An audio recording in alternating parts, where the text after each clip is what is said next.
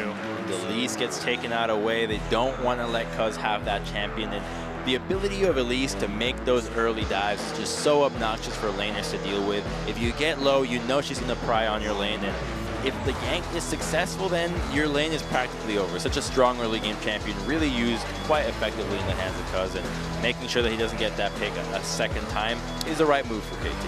Yeah, definitely so. I mean, towards Cuz. Interesting that they ban it first on blue side, because if Score wanted to play it, they could potentially try to go for a dive like Khan and Cuz tried to do on the blue side in the last game, but it seems like they just want to avoid it entirely. They don't have any plans of picking it, so better to take it away.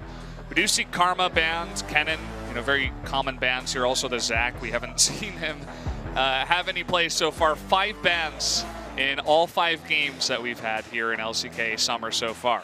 Don't expect anybody to be able to play Zac until he's nerfed. I mean, if it goes through, it's got to be a mistake, a misban. The champion is just so busted right now. And Syndra being taken out again, just a super strong control mage that offers so much for the team that you just can't let anybody get their hands on that pick. And Lulu will be that first pick for KT.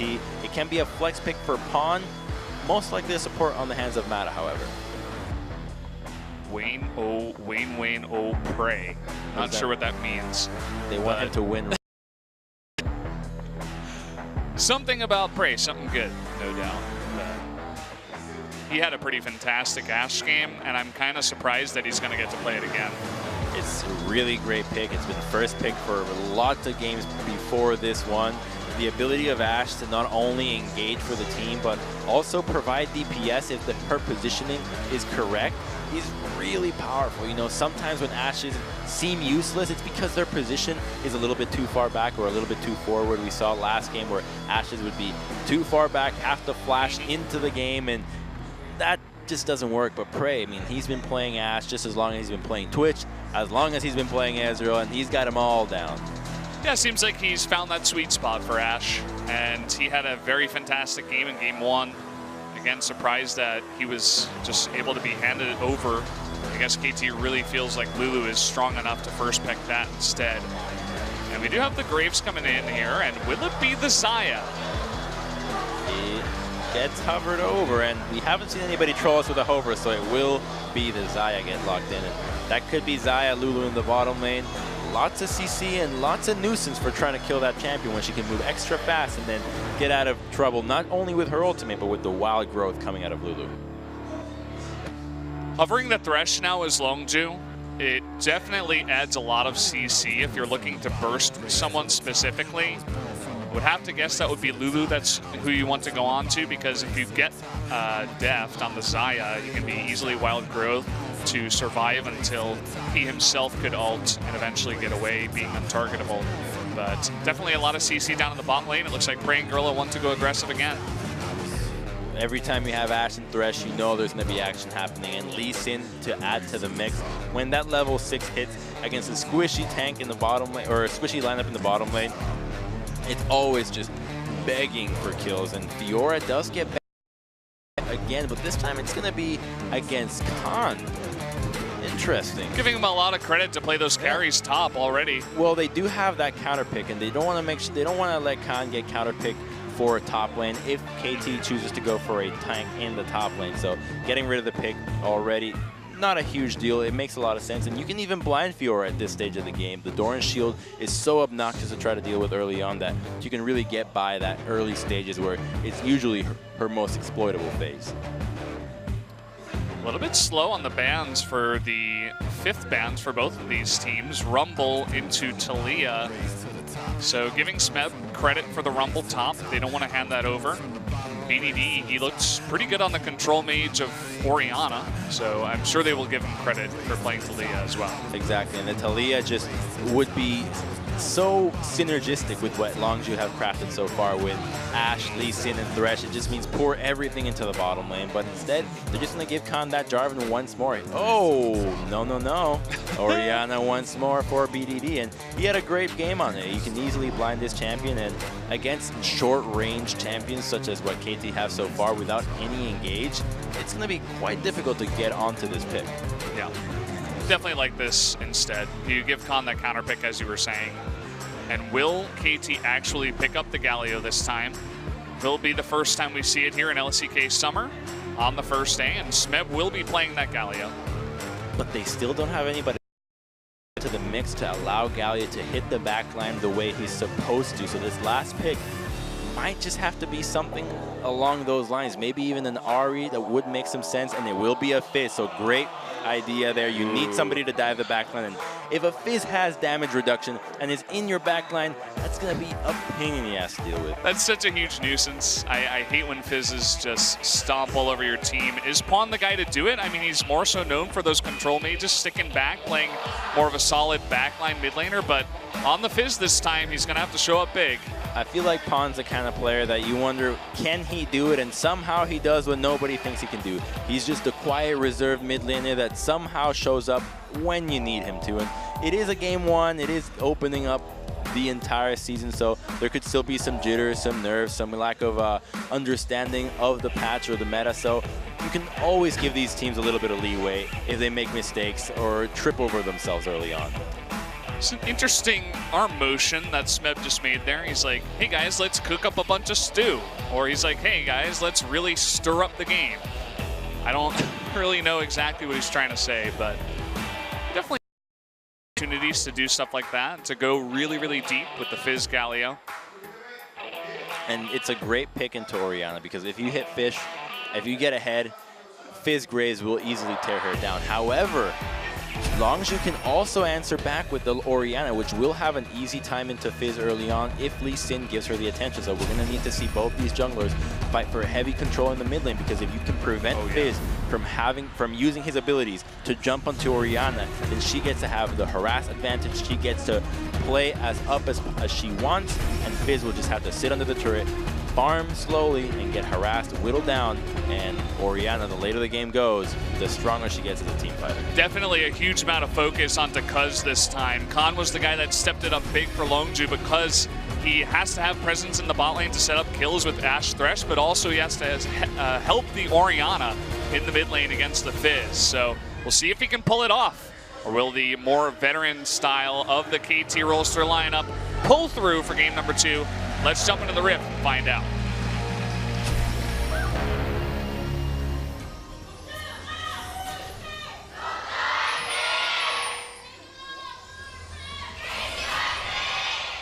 I still can't find the source of the yelling. I see you looking around like, who is it? Who's the one? Who's starting the cheer? Who's getting paid? Nothing crazy, level 1, the standard 5-point formation. It's devolved from mid laners dancing in front of each other in the mid lane to both standing in the entrances to the bottom quadrant of the jungle. So, in the end, everybody just stares each other down. Just a classic standard opening. I kind of miss the days where level 1s would kind of dictate the game. Yeah. And you'd wait around all year long for one matchup, all to be ruined by one fancy level 1.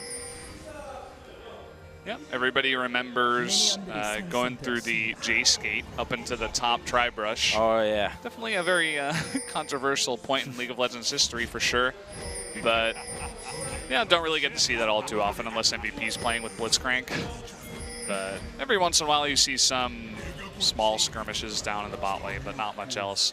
And this is what you want to see as a jungler. Your top laner helps you out, even though you're starting in the side that is opposite to his lane. Just so noble, such a gentleman, especially in that Galio skin. Look at Pawn. He's like, I don't want any poke damage onto me level 1. All I want is the XP. I'm just not even going to get near that lane. And you were talking about the early levels of Ori versus Fizz. Definitely can put on that pressure. But once the Fizz hits 6, there's so much Graves is anywhere around. They definitely can set up that kill. Right now in solo queue, Fizz is nearly permabanned. I mean, I see it banned all the time. Well, he's a very strong pick in solo queue because the lack of coordination and peeling is so apparent that he can just always dive the backline and really come out not only with a kill, but alive as well. So Pawn looking to have a superstar performance on this Fizz. See if it works out. So take a look at the way that BDD is playing the map. He wards the right side of the jungle, so he knows that he can play towards that side and will not be ganked on it. plays to the side that he has vision, and the only route that Score can really have is going to be around him. But because BDD's path is so close to the right-hand side, going for a gank would just be such a difficult move to pull off that instead he just chooses to farm, and the advantage continues to grow for BDD. Already a bit of a CS lead being developed. So Score are going to come in here cheekily, steal a bunch of the Raptors, even gets the big one away from Cuz. And as Graves, you can clear those Raptors so fast, and if you know where the enemy jungler is, it's so easy to just go in there and steal them real quick. That is what we got to see. 17. Yeah, that's going to be probably about 6 CS going the way of BDD over Pawn. And if he can just keep that up for a couple of more minutes, might be able to get a good item back advantage over Fizz. And that's the kind of play that you have to be making that is so slow, but at the same time, just so important in getting ahead in these matchups against the Assassins. It seems like Pawn isn't doing all too bad in terms of sticking around in lane. He still has 2 charges of the Corrupting Pot. Seems like he's playing it very passive, but still picking up a decent amount of CS given the matchup here. Meantime, Score plays around that pressure, will be going towards the bottom side, securing that Scuttle Crab. And gank bottom, likely not happen here, and Longzhu's bottom lane probably not going to extend themselves. And there's not too crazy of a follow-up or a setup there from KT, so they're happy to just farm away and wait for the 5-man group, because Galio in the late game, Galio in just at any point is so impossible to deal with that they're just happy that they have that pick. And if Pawn can get to a nice point where he can split push in 1-3-1 and there's nobody to answer, then that's where KT is going to be more than happy to play the game out. Cuz just strolled through about 3 different wards, so they know exactly where he is, but he's still getting aggressive. Maybe a little bit tilted after having all of his Raptors stolen, but still Score will win the... Oh my god, such a big wave being harassed by BDD. 41 CS to 26 is so obnoxious to deal with. This is a matchup that, wow, it's just so favored in Orianna when the junglers get tracked out, and it's a great move from Cuz. He might not be tilted from the move, however. As long as he can find Score, it means that BDD can play aggressively. And when you're playing like this as a jungler, you know that you can sacrifice yourself for the benefit of the team composition. As Lee Sin, kick is really what you can offer post mid-game, whereas Orianna brings so much more to the table that putting resources into somebody that can make the most out of it is a great way of going about playing the map. That's a really cool point that you bring up. And just kind of Cuz being a living ward for the Orianna to just continuously put on the pressure. That's just a jungler that gets... You basically get subdued into being the team slave. Yeah. The living ward that, funnily enough, is blind, but still works out somehow. Even Pina was forced to start warding on his transition to SKT. Yeah. Here he's doing pretty well over there at SKT. Here it's working out for him. What isn't working out for SKT? Well, we're going to get to see Samsung versus SKT as one of the big matchups in LCK Summer really quickly. I think it's either tomorrow or Thursday over at OGN. I believe it is tomorrow. Tomorrow, so definitely check that match out tomorrow, guys. And, I mean, I was expecting KT to come into this one and have a pretty good shot against the kind of not as experienced lineup of Longzhu, but Longzhu's making it interesting for sure. Thing is, they have to always respect Longzhu, and they did bring in subs from KT to try to start teaching some new players on the way that they are approaching the game, but I think if they felt truly confident about going into this matchup, they would have played at least one of them. So starting the entire lineup, making sure that they have maximized the chances against Longzhu, gives them enough respect to say, hey, you know what, even though these guys could be new, we still have to play our best. Look at the setup from Gorilla. They're expecting a potential engage from Pawn, and if that happens, I mean, having Gorilla there is going to make things so much easier for BDD. They're really playing around this Orianna in mid lane. They really just want to get the fish out, because if the fish... Oh, nice move there. So good. Cool. Oh, that's so beautiful. You get the fish out and you just buy so much time because that's what it does. Now there's no way that they can gank Orianna. There is no CC, there is no setup, which means that she has about 2 minutes to just keep playing as aggressively as she wants and keep building that CS lead, which is already at 16. She has both of her summoners still too.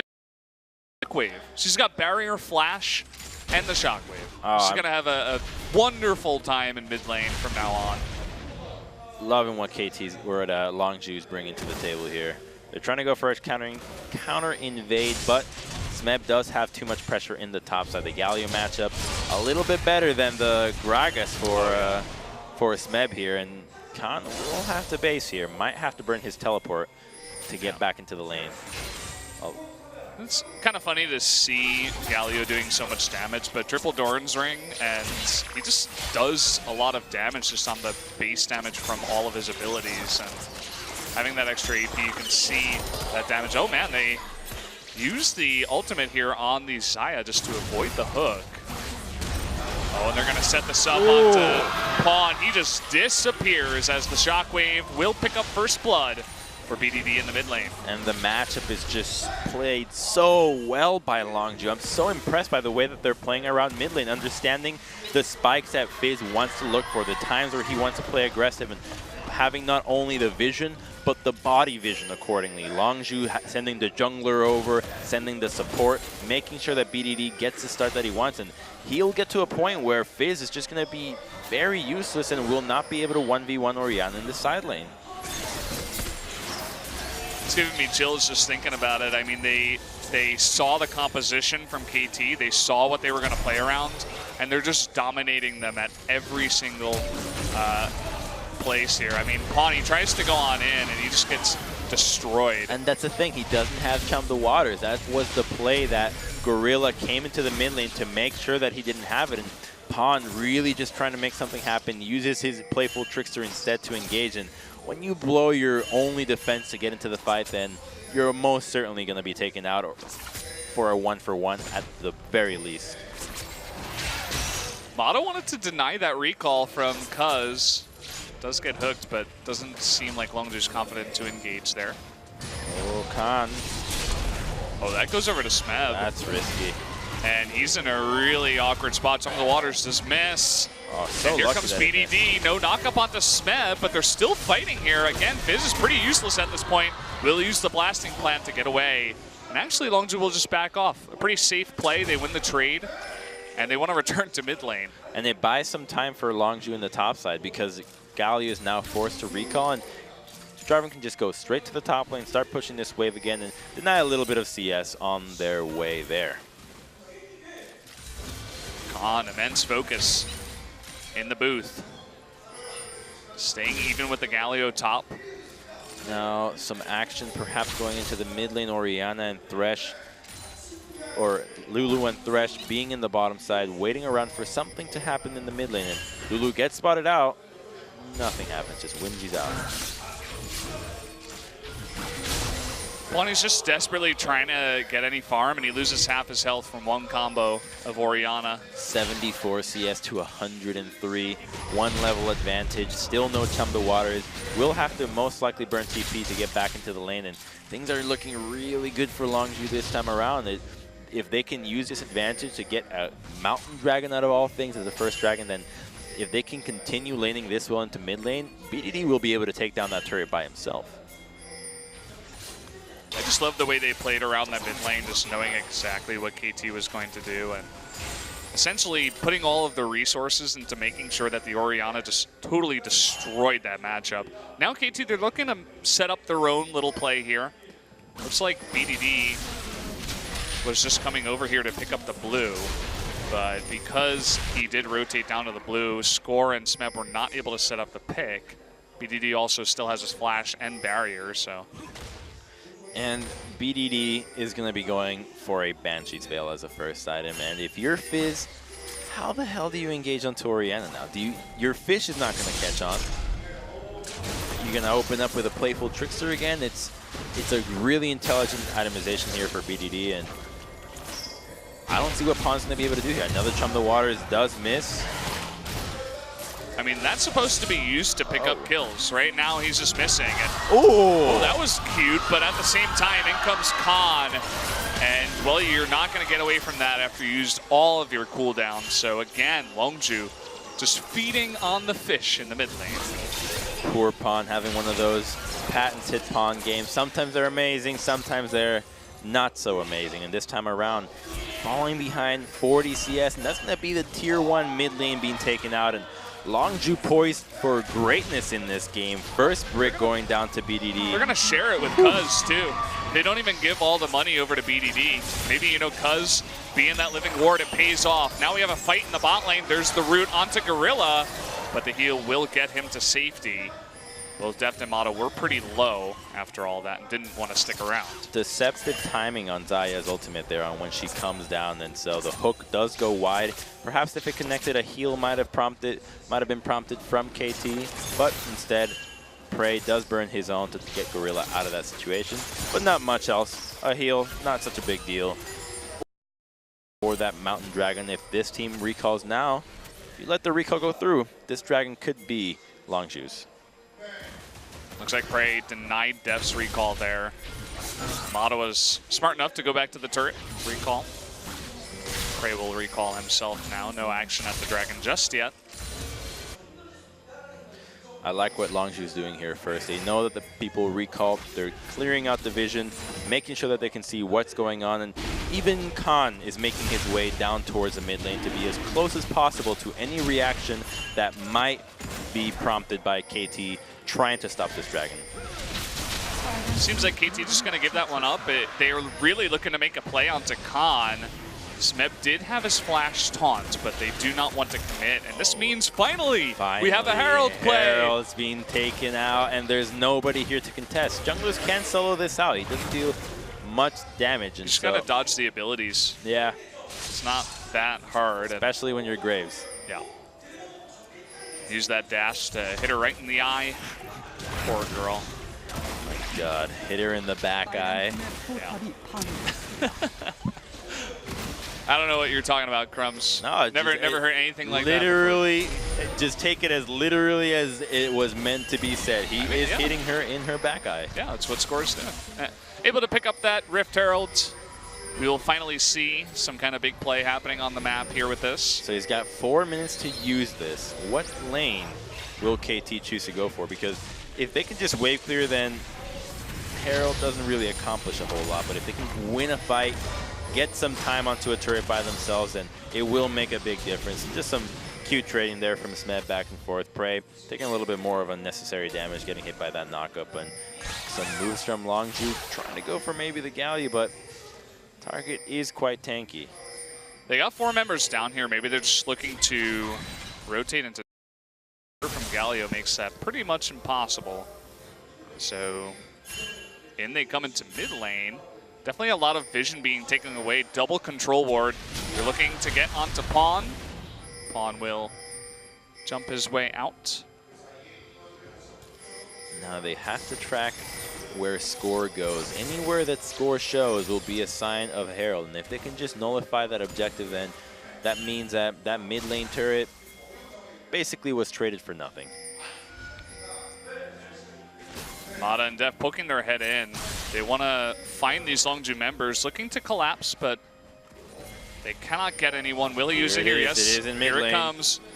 Harold makes his return. Oh, he's angry. She's angry. Nice hook. Oh man, that arrow was gigantic. Able to take out Pawn before the fight even starts.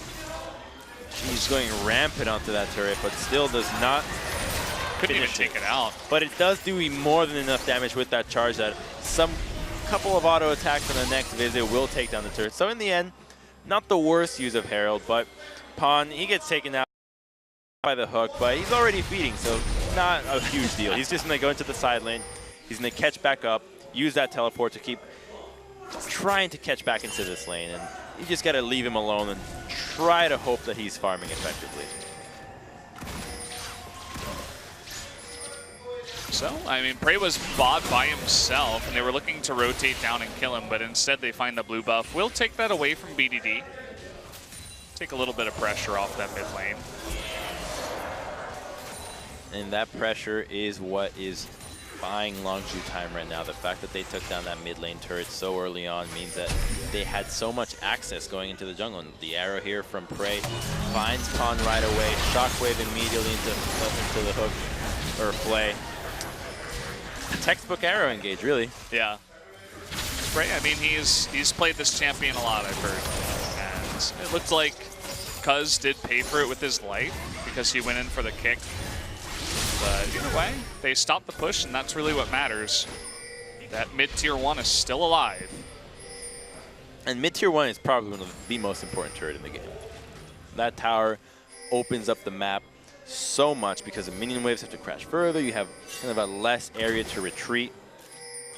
And at that area will make a difference here in the vision that Longzhu can acquire. See how comfortable they are with pushing forward and starting to set up vision for this next Fire Dragon. And the Fire Dragon here, man, I'm loving the fact that we're getting so many Fire Dragons these days. Yeah, Longzhu, they've had some pretty good RNG in both of these games. I mean, they had that one Cloud Drake, I believe, but outside of that, it's been all mountains. Basically everything Infernals. but mountain for wind. Yeah, everything but Cloud and Ocean. And uh-oh, KT, they really want that turret, but it's just not working out for them. Here comes Galio and finally chums the water, hits something. Prey looks like he finally will pay the iron price. In comes Khan in the back, will pick up Mata, so 1-for-1 for now. Cuz getting a little bit low, will jump to safety onto BDD. And that's all that will come out of it, just a 1-for-1 trade. But definitely taking out Prey is a pretty nice catch for KT. Perhaps they're feeling to try to engage onto this. Khan is in the backline and Shockwave is available. Does make there it is. Look at that! Gonna just destroy that guy and Pawn. Ooh. Getting very low as well. Score forced to flash away. There's the double kill onto BDD. All you guys who are asking all of Spring Split, where's BDD? There he is. There he is. He's in the studio. He's playing. He's playing some good League of Legends and 2 games of Orianna. Literally the most, I'd say probably the best mid laner, or Orianna. She's just so standard. She really teaches you all the fundamentals you need to know about League of Legends. And here, the Blade of the Ruined King onto the Lulu, and it's a great flash fish from Prey, but as soon as that kill goes through, they keep trying to go for more, but every ultimate got blown from the get-go, and they still greed out. They're trying to go for more. They feel desperate. They know they're behind, even though the gold is only about 2K difference. And Longzhu looks low. Like, a lot of their members are low, and Deft and Pawn are full health, so it's like, oh, okay, we can take out this turret, but they weren't expecting come from behind. The perfect shockwave here. BDD, he doesn't have to have full health to make that happen. You always have to count the ultimates if they're still available in any fight. And so they did not account for Orianna still having Shockwave and easily cleans up everybody else. And as a result, Longzhu get a Fire Dragon under the belt, and Fire and Mountain adding up to themselves means that they're poised to make some great moves around Baron in the next couple of minutes. Looking so good. I feel like the only mistake we've really seen from this Longzhu side in this game was Prey not flashing the Fizz ultimate. He flashed afterwards, but outside of that, I mean, he still opened up that fight to happen and did pick up the kill. Did go positively for Longzhu anyway. However, KT does have the saving grace that they get to play the great 1-3-1 with Galio and Fizz, and even though the 3-man unit in the mid lane is not that crazily effective, they do have 2 teleports available to none from Longzhu. So if they're looking to make any moves to try to come back into this game, it's got to be now. The double teleport can be used so well to outnumber anybody, and it would be disappointing to not see them pull the trigger on it. Longzhu not confident to take that trade. The immediate disengage. And we're getting a good look at bottom right now. I saw them trading a lot, and you can see the power of Galio. Takes those good trades, really draws Jarvan to very low on his mana, makes it hard for him to constantly wave clear against that push of Galio. And it's because Jarvan has not gone with any magic resistance right now. He got far ahead in the laning phase that he just was comfortable buying full damage, and he's just going to get taken down real easily here. Oh, he tries to get away there, but not quite. Oh. So much damage coming out here. Meanwhile, Mata picks up a kill. Looks like there was some action in mid, but no kills happen. So you know that when you're getting dove by a Graves into the turret, you can actually dance around the entire turret and he can't actually hit you. So perhaps a better choice would have not been to drop the Cataclysm and try to keep anybody trapped because the aggro was on Smed, but to dance around the turret and try to slow down the damage. CP is out, gets canceled though. Oh no, it does not. Yeah, it's coming through. Cuz is actually too far away to finish that Q. Looks like a turret went down on the bottom lane in the meantime, so Score getting objectives as all of this happens, and Longzhu going to take a very passive route afterwards and just try to disengage. No kill on Japan, and they lose a turret for it. So KT making a case for them to come back into this game. Well, they're only 500 gold down, so this is still anybody's game, even though the kills are definitely in the favor of Longzhu. The turrets are not, and we'll take another look right here at this dive. As soon as he blows Playful Trickster, you know you're in trouble. So the shockwave comes through. Luckily, the fish stops Lee Sin from engaging right away, and he's capable of just getting out. And Gallia, he doesn't have enough damage to kill anybody on his own, at least not the Lee Sin. Yeah, nice dodge by Cuz, making things interesting. And I mean, even though on paper, you go look up at the top, you know, Longzhu's only ahead about 400, 500 gold. It's at the same time, they have two Drakes, really fantastic Drakes, one Mountain, one Infernal, and also Fizz at this point is still basically useless. I mean, he does a bit of damage, he's got some CC with his ultimate, but compared to the 3-0 and 3 Orianna... He's not useless though, because in a way, Fizz's gold value and value to the team is really low. But he's split pushing, which means that somebody has to answer him. Somebody that is more valuable than him, either Jarvan or Orianna, which means that a 0-4-1 is drawing the attention of either a 2-1-2 or a 3-0-3, which means that the gold advantage for the remaining members of KT is not as bad as it appears. So Fizz, even though he's been feeding, he still is capable of drawing enough pressure and turning the tide in KT's favor, at least to a certain extent. Yeah, definitely requires the response of someone else, but up here, had he been fed, maybe he could take the 1v1 versus Prey. Not going to be the case right now, just going to be wave clearing. And still the very scary Orianna remains. It looks like Longzhu really wants to push this turret, but again, playing it very slow. It seems like they're kind of, I don't know, losing a bit of confidence in the meantime.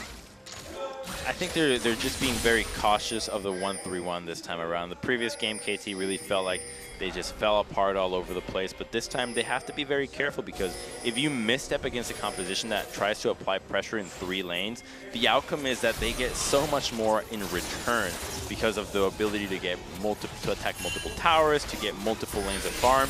And so Longzhu is more than fine just playing it slow. They know that they have the area. Look at this, they're already getting a bot lane turret, so there's no need to try to make anything happen when an objective has already been taken. So good communication, make sure that not many cross-map plays are happening. You typically don't want to go for any crazy moves cross-map just because you spread yourself out so thin and it's very easy to get punished in that way. So finally taking out some of those outer turrets, building in that gold. They still haven't been able to take out top, unfortunately, for Longzhu. We see a bunch of pings towards Garen right now for KT. I think they're just trying to clear out some of the vision. Yeah, they want to make sure that it's ready, that Longzhu has no chance of sneaking it, and answering Gallia in the bottom lane when the tier 1s have already been taken out doesn't mean a whole lot for any of these teams. Praise is here to try to get some farm for himself, not so much to just try to prevent Gallia from doing anything crazy. So next Drake here is Ocean, is on the map. Prey is 1v1ing this map. Oh, he gets taunted up, but still can get out in time with the Lantern. Score, the TP coming in. From the Waters hits Gorilla and does just about 0 damage. But they were looking for that engage. Longzhu is able to group up fast enough as a team. And now they're looking for the counter engage. They're on the chase. Very cautiously once again. They're going to get on to Score. The arrow actually hits Galio here. And Khan going super deep. There's the shockwave to line that up, and down goes Deft.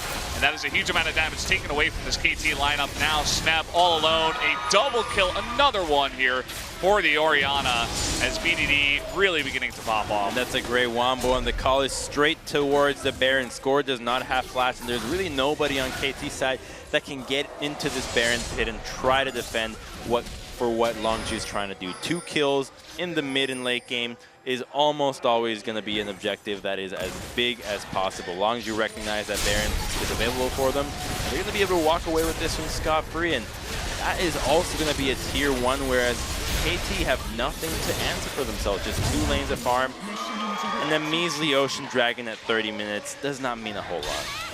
So we saw a lot of the communication between specifically Khan and BDD in game number 1, where Khan goes in, he has the confidence, the communication with his mid laner to say, hey, BDD, you've got my back, right? Same thing happens here. Cuz goes in, but then look at Khan come in and go super deep onto Death, and then the follow-up Shockwave. It's Lashes so good to Shockwave in. So good. It's like that. You're totally right. The communication right there is so apparent. It happened in that Gank League previous game, you know, when he flashed into the Gragas and the Shockwave was there as well. And that's exactly the kind of Orianna play that you want to see. That is actually just so rarely there, even though in concept and theory, you want Orianna to always have a ball carrier, somebody to be there to really be going balls deep and trying to get that Shockwave into the backline. And BDD and Pan have really been putting the games in to make this duo work. Yeah, these guys look like they've been playing together for 3 years. It's pretty hard to do that on teams that have been together for a long time. These guys really looking good, at least in this game. You can tell they really put in the preparation against a team as. Now we got a big push in bot. Elixir onto BDD. He's 5-0-3. See how many members of KT he can pop. There's not a whole lot of wave clear on KT's side, so Pawn forced to recall to try to defend this tower as opposed to trying to take a turret of their own.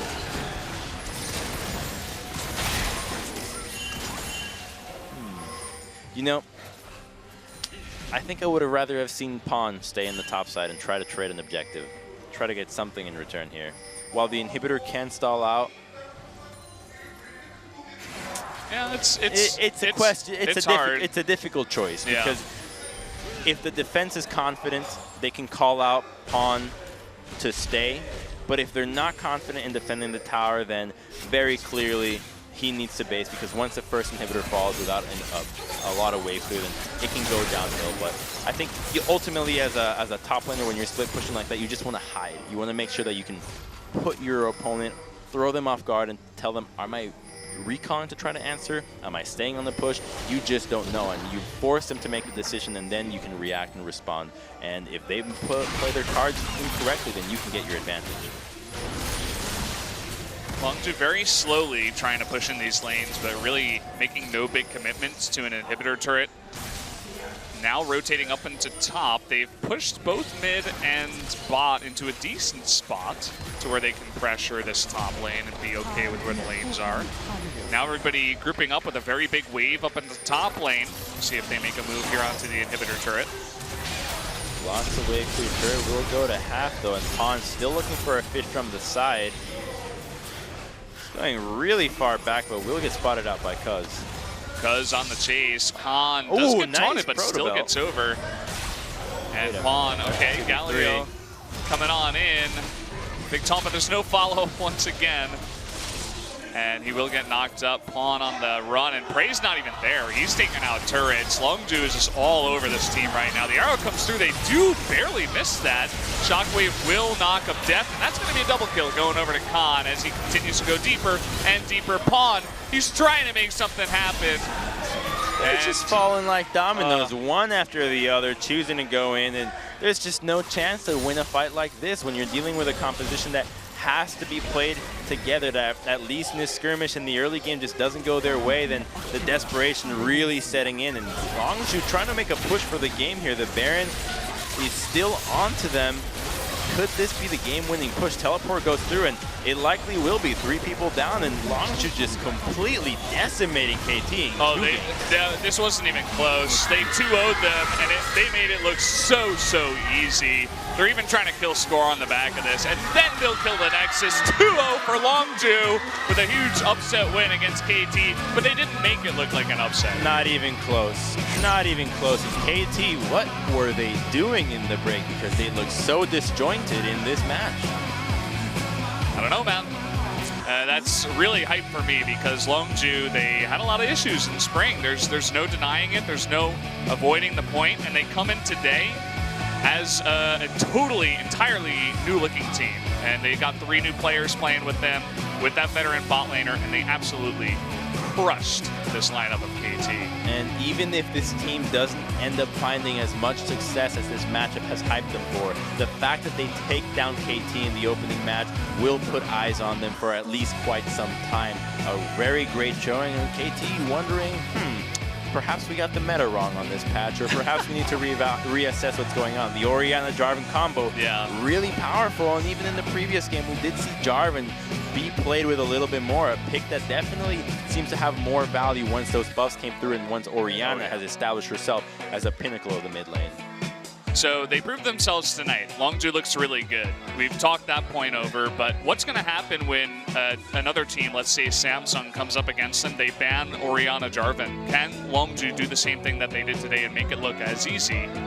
Very curious. That's why this is so cool. There's so much hype around this team because they took them out with this composition, but are they really just this good in total? And the highlight for me was just the play around mid lane from Longzhu. Just such a great understanding of the timing that FaZe wants to go for, of the ways that he has to play the lane out. They played the level 1 well, they scouted out the Graves, they put everybody into this mid lane, make sure that Orianna does not die to the FaZe. It's the only place where KT can really start snowballing the game, and just excellent execution here. And you see what Orianna that is strong, what she can bring to the table, and when you combine it with the Jarvan, the combo of the ball carrier with the long-range mage is so deadly. I love this play personally. This was the highlight for me where Jarvan, he goes super deep, and then the flash from BDD and the shockwave is the communication, the mechanical skill it takes to pull off that play. Definitely the highlight for me tonight. So confident. So much trust in the team. You know, they say trust is a greater sign of caring than love, of affection. Well, there you go. Longzhu, a very affectionate team, I suppose, then. And, yeah, I mean, depth wasn't really a factor in this game. Bot lane. You know, I can't say anybody on KT was really a factor in this game. I guess that's the truth, isn't it, Crumbs? Well, that's what happens when your team doesn't really do so well across the board. Like, man, that was a lot easier than I expected. It's like, oh, I thought we were going to have a challenge tonight. Well, Pawn, you said it. He kind of had one of those games. One of those FiZ games where you get totally focused down from minute 0. Back in China. Yep. Poor guy. Oh, here's the result. If you didn't catch it, 2-0 Longzhu. Yeah, and that game, another very one-sided one. Finished even sooner, 32 minutes. About 12,000 gold ahead. And the clear priority onto the Ashe and Thresh. MVP and Jin really seem to have gotten the memo as well, and Longzhu absolutely with the first pick Ashe multiple times, or at least the first set of picks being securing that hawk shot utility AD carry. Yeah, for sure. And of course, huge cheers from the audience. Okay, remember that game 1 that we saw the Ivern that damage in the game? Yeah. On dealt 4.9. That's 800 damage more than Lulu. Not like this. poor 800 more damage. Yeah, not the greatest day, but the credit has to go to Longzhu, really. Okay, sometimes you want to put down the team that loses, but this time Longzhu earned it. So guys, we are going to go straight into the interview right now. Let's find out who it's going to be. I'll throw you guys over to Ji-sun right now. Hi, you're back with the translator, and we have Khan here for the interview. Just hold on a moment.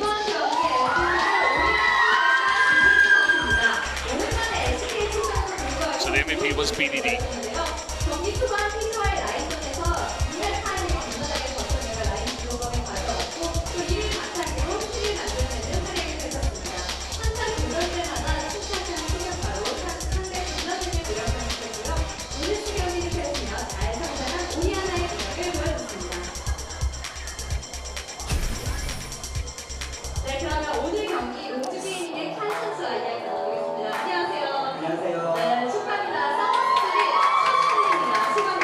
So how does it feel about the first win for the summer split?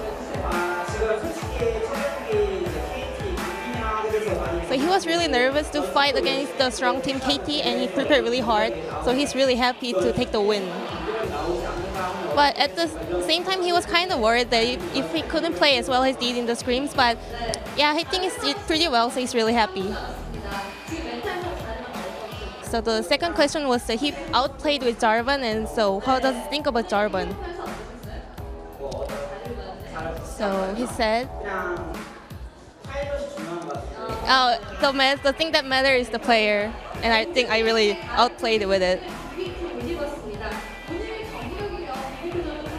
And the next coming match is versus BBQ. Is he ready? And he said he never thought of losing, so he will try best to win the next game too. And this is the end of the interview. Thank you for listening. Okay, guys, well, there you have it. Again, we will get some of the production issues fixed in the future about exactly how we transition and getting us to hear the interview, as well as we weren't able to hear it today, but hope it was enjoyable for you guys. Sure was enjoyable for us. So here we go, a really detailed standings list here, but definitely does say something that KT Rolster's down at the bottom, Longzhu and MVP up at top. -2 points. Damn, that just looks ugly. But they have so much time to make up for it. You know, the team did have some slumps last split in the middle of the spring. This time around, you can just have the slumps in the start.